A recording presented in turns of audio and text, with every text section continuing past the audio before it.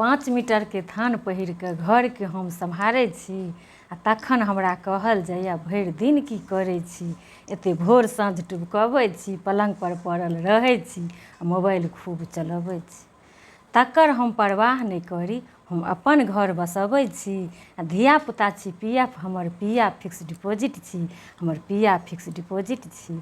आ तखन हमरा कहल जाइए भरि दिन की करै छी। जाहिपर कि कोनो क्षेत्रमे पाछू नहि छी, सब लुरिमे माहिर छी। हम अपने दर्जी, अपने नर्स, अपने हम मास्टरनी छी। अपने दर्जी, अपने नर्स, अपने मास्टरनी भनसिया छी आ तखनो हमरा कहल जाइए भरि दिन की करै छी। कोनो इसकुलके मास्टरनी नहि छी, धियापुताके पहिल गुरु छी।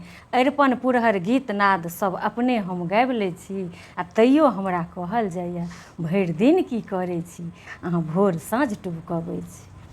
ककरा कहबै के पतियात, सुनिके सब हँसी उड़ाएत। तेँ जगदम्बाके हम पुजारी छी आ सपनामे माँ आबिके कहलनि हम अहाँ लेल जागल छी, हम अहाँ लेल जागल छी। हमसब महिला हाउसवाइफ अपन बिजनेस चलबै छी।